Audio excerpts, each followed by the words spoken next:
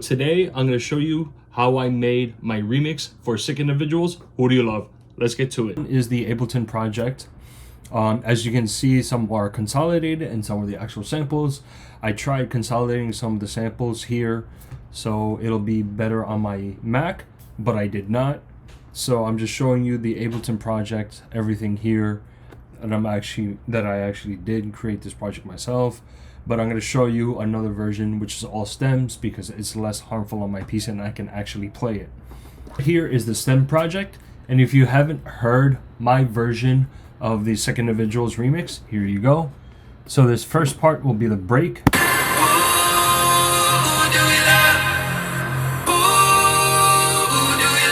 been staying up for days, wired up and wide awake, and I don't know what to say or what I'm feeling. Should I run or play pretend? Take it to the bitter Drop end. one. Lately,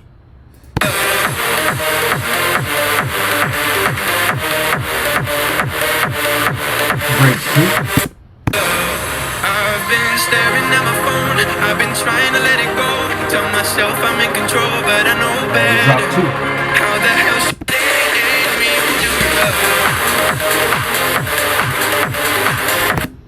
Alright, as you guys heard, there's two different versions of the break and drops.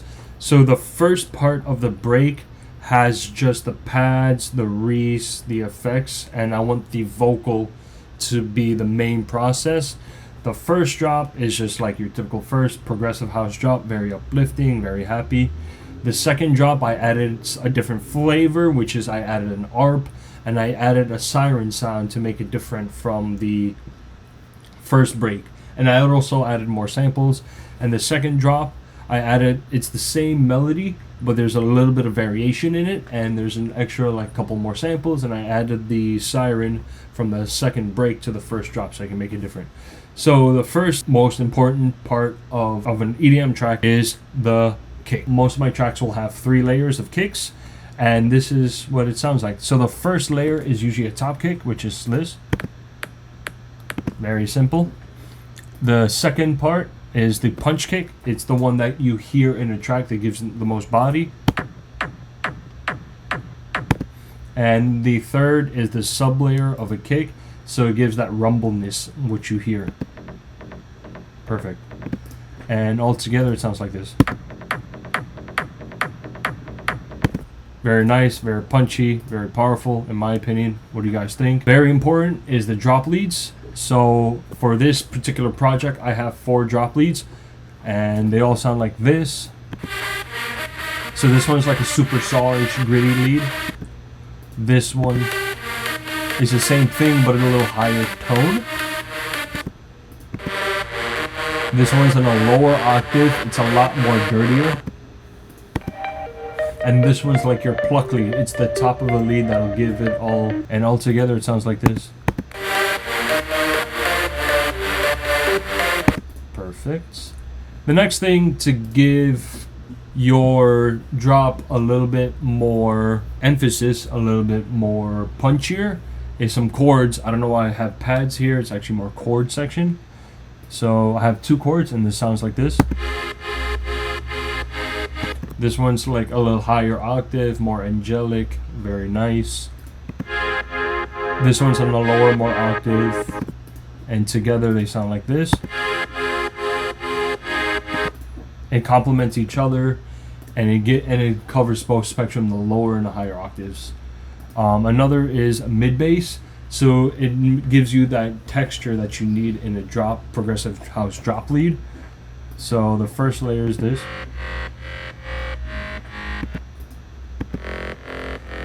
See, once again, higher, lower octaves. There you go. It's both. One's dirtier, one's more cleaner. Very nice. And all together it sounds like this. Alright, a sub bass, it's to give that low end besides the kick and the sub bass of the kick. I want to add a little bit extra to give it more grittier, more nice. This is the first one, and this is the second one. This one's more grittier, more dirtier. There you go. The next thing I want to show you is the pads. So in the first break, it's just the pads. It emphasizes the vocal, it lets the vocal be itself. So this is the first one. So for this one, I want to be very angelic, very calming, very uplifting. And this one is the second one. It's more lower tone, still in that angelic flavor, but more like of that organ vibe. And altogether it sounds like this. It complements each other very well. So if you're hearing some stuff that is not right, this is the stems that I send before to my guy that's mixing and mastering. It's usually a couple different people. But for this particular one, it's my best friend Zany Duco. We have 2 tracks coming out soon. I'll tease it on my socials and stuff. But yeah, shout out to Zany Duco for doing the mix and master of this track. So for ARPs, you'll hear it in the intro and you'll hear it in the second break. So I wanted to have some ARPs in the track because I'm very much into that uplifting trance, and that genre is very ARPy. So I wanted to add ARPs here, and I wanted to differentiate the first and the second break as well. So I'll show you both. All right.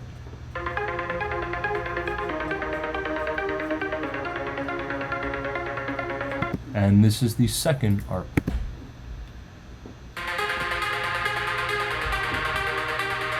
Very different, but together it sounds very harmonious.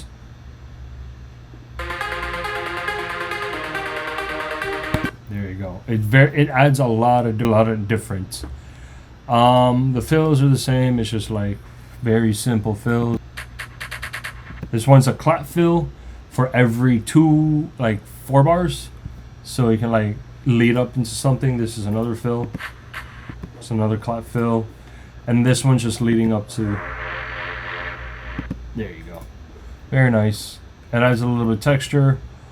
These are your typical drop claps, like every other bar on the drop. And this is the second one. And all together it sounds like this. Very simple, very simple. Your typical hats, your open hats, closed hats, and after that your drum fills. This is your open hat right here, your closed hat, and your drum fill hats. All together it sounds like this. Very simple. So Ollie James released this bass tab. It's the flatline bass tab that's in D sharp. I know it's not, this track's not in D sharp.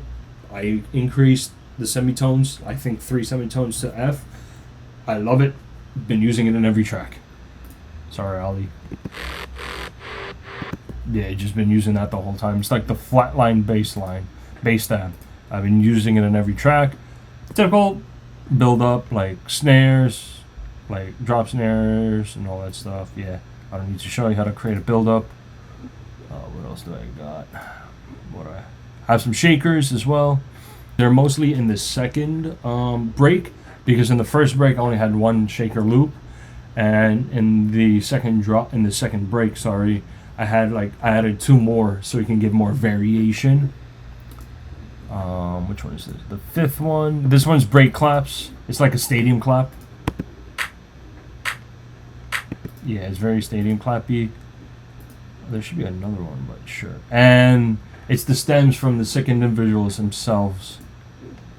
Staying up for days, wired up and So I use the dry stems because I like adding my own reverb, my own delay, my own EQ, and all that stuff. And these are all the effects right over here. Different sweeps, different claps, different ambiances, different crowd noises, all that fun stuff. So yeah, this is my version of the remix of the Sick Individuals. I hope you guys learned something right over here. Sorry I couldn't show you the midis and stuff like that. My Mac is very terrible. It's very old, so I will be upgrading. And hope you guys learn something, and hopefully you'll be able to hear this remix soon at a show near me.